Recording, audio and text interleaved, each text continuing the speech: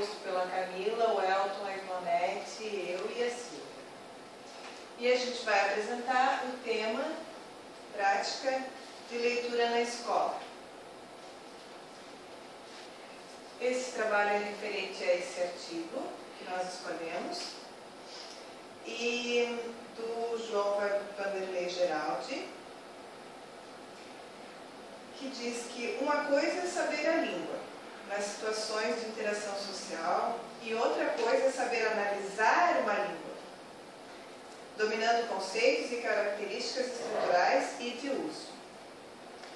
Então, os trabalhos anteriores desse autor eram referentes ao ensino da língua portuguesa de uma maneira um pouco diferente, dizendo que devia centrar-se em leitura de textos, produção e análise linguísticas.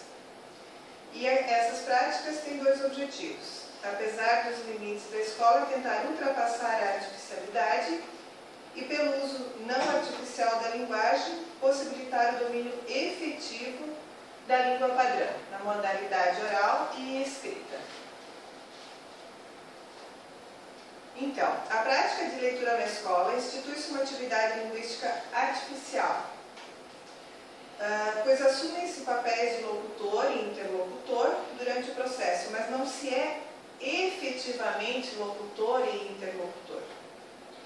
E essa artificialidade, ela simula a relação, tornando-a ineficaz. O autor não quer dizer que não existe essa interlocução, mas aponta o falseamento dela. Porque um texto pode ser compreendido de diversas maneiras.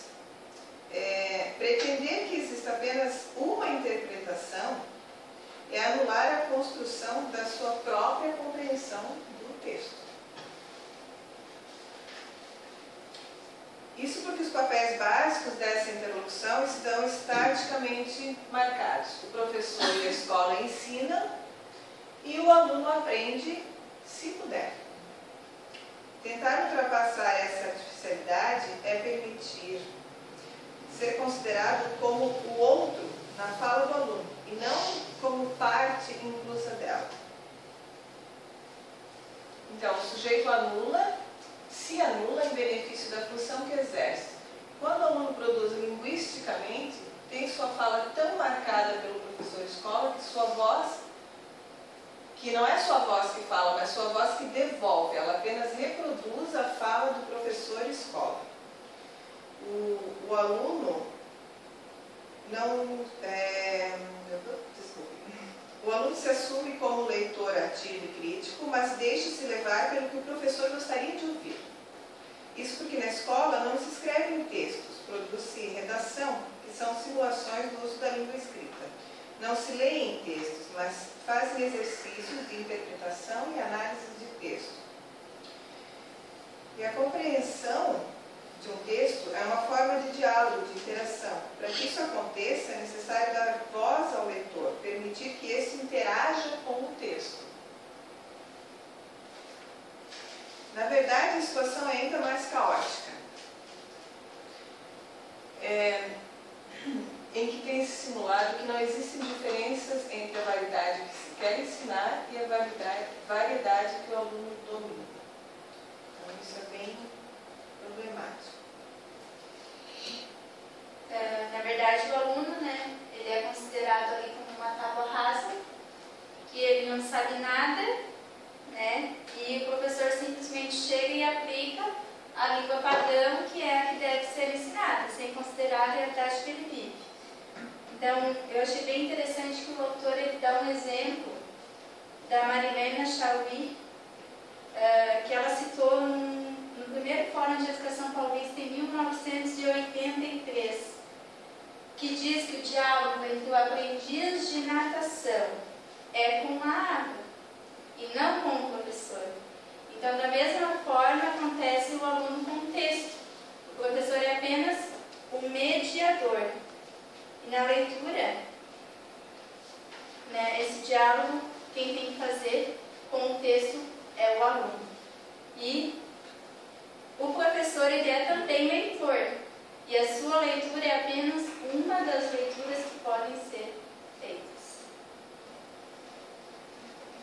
Então, aqui aqui, diante dos fatos destacados, o autor propõe uma prática com as possíveis posturas ante o texto. A leitura busca de informações, a leitura estudo do texto, a leitura pretexto e a leitura fruição do texto. Então, diante de qualquer texto, uma dessas leituras, né, uma dessas posturas, a gente encontra. Então, mais do que o texto definir as suas leituras possíveis, o que define são os múltiplos tipos de relações que nós estabelecemos com o texto. A característica básica dessa postura diante do texto é o objetivo do leitor: extrair a informação do texto. Então, diante dos diversos textos de comunicação e expressão disponíveis na sala de aula para acadêmicos, né, a gente constata que esses textos não respondem a qualquer para que estão ali, né? Então, o único para que ler que o aluno encontra é responder às questões estabelecidas pelo professor. Então, o autor cita duas formas de buscar essas informações no texto. Um roteiro previamente elaborado, onde o aluno, né, já sabe quais são as questões estabelecidas que ele deve procurar e responder, ou sem um roteiro previamente elaborado, onde o aluno vai ler para verificar as informações que o texto traz. Então, existe uma diferença na elaboração dessas perguntas, que elas podem estar superficiais no texto, onde o aluno chega de cara e já encontra as respostas, ou mais profundo, né? Que aí vai depender do relacionamento com outros textos, buscar outras informações e da própria vivência de mundo que ele tem da vida. Então, o autor, além disso, sugere que um roteiro útil no estudo de texto é especificar a tese defendida no texto, os argumentos apresentados em favor da tese defendida, os contra-argumentos levantados em teses contrárias e a coerência entre a tese e os argumentos. Então, cada um desses tópicos podem ser desdobrados em outros tópicos, pondo em questão tanto a tese defendida quanto a veracidade e a validade dos argumentos apresentados. Então, não basta apenas lançar as perguntas, é necessário questionar e debater as suas respostas. Leitura pretexto. Quando a ida ao texto serve como ponto de partida para outras ações e construção de outros saberes. Um texto pode ser pretexto para dramatizações, ilustrações, desenhos, produção de outros textos. Então, aqui é o que a gente vê bastante, assim, né, quando o professor utiliza do texto para, a partir dele, produzir outras atividades. E a leitura e fruição do texto é quando se estabelece com o texto uma relação gratuita ou de prazer estético. Nesse caso, né, a escola ela exclui totalmente qualquer atividade de prazer ou de fruição, né, o que não é considerado produtivo. Então, a escola, a gente lê um romance para preencher uma ficha, ou a gente escuta uma história para poder fazer um desenho, né, no caso dos menores. Então, a escola não tem a prática do ler por ler gratuitamente, sem essa cobrança. E esse gratuitamente o autor coloca que não quer dizer que a leitura não tenha resultado. Ela tem um resultado também. Então, é necessário permitir que os alunos troquem entre si sugestões de livros que eles já leram e gostam gratuitamente, né, sem ter essa cobrança. E ele questiona, afinal, que livros nós estamos lendo hoje? São livros que um colega indicou, que a gente viu uma propaganda, que a gente leu uma resenha, né, e provavelmente e ele coloca também que a qualidade, né, do mergulho que o leitor dá no texto depende e muito dos seus mergulhos anteriores.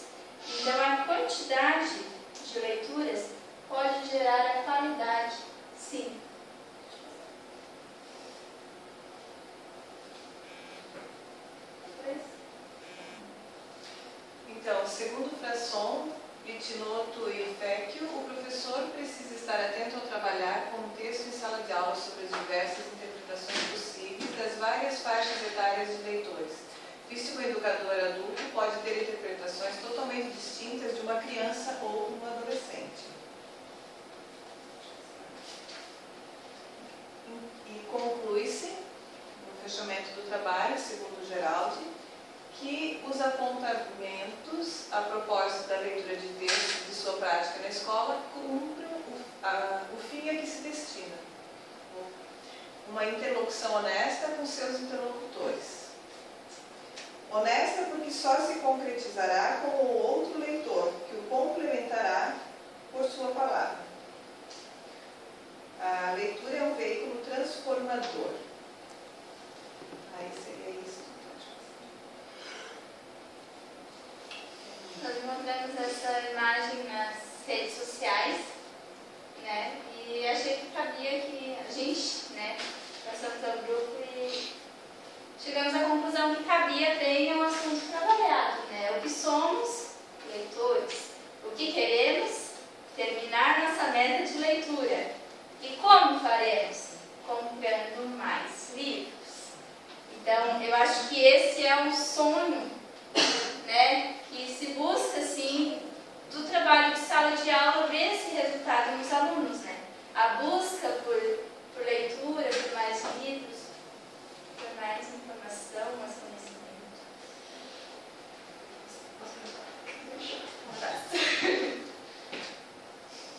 Aqui tem um vídeo. Pode ler. Pensando a respeito, eu acho que ler devia ser proibido. Nada contra quem lê, mas de certas coisas não se duvida. E ler não é nada bom. A leitura nos torna incapazes de suportar a realidade. A leitura tira o homem de sua vida pacata e o transporta a lugares nada convencionais. Para uma criança, o perigo é ainda maior, porque ela pode crescer inconformada com os problemas do mundo e querer até mudá-lo. Dá para imaginar? E tem outra coisa. Ler pode estimular a criatividade. Você não quer uma criancinha brincando, gêniozinho por aí, quer? Além disso, a leitura pode tornar o homem mais consciente e ia ser uma confusão se todo mundo resolvesse exigir o que merece. Nada devagar pelos caminhos da imaginação, simplesmente porque leu um bom livro. Há quem diga que ler engrandece, mas eu não conheço um caso sequer. Silêncio. Ler só serve aos sonhadores, e sua vida não é uma brincadeira. Cuidado. Ler pode tornar as pessoas perigosamente mais humanas.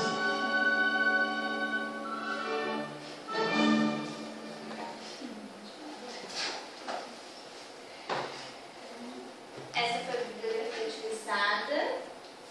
E a seguir nós temos um questionamento, abertura de um debate. Né? A gente pensou assim, colegas, né, e nós também, como futuros professores, como a gente se coloca ante um texto? Né? A gente fica pensando o que o professor gostaria que eu escrevesse sobre esse texto? Ou eu penso, eu acho isso, eu já li lá assim, e por isso eu acho que o autor quer dizer isso. Né? Muitas vezes a gente acaba se deixando levar pelo que aquele professor, não sei, mas acho que ele vai querer isso aqui, ó. E assim a gente vai trabalhando, e não se dá conta muitas vezes. E qual seria a sua postura ao apresentar um texto aos seus alunos? Né? De que forma abordar esse texto para eles? O que vocês acham? Essa é a pergunta que eu ia fazer. Certo? Qual era a sugestão de texto, de leitura, né, dentro dessa prática na escola? Alguém se arrisca?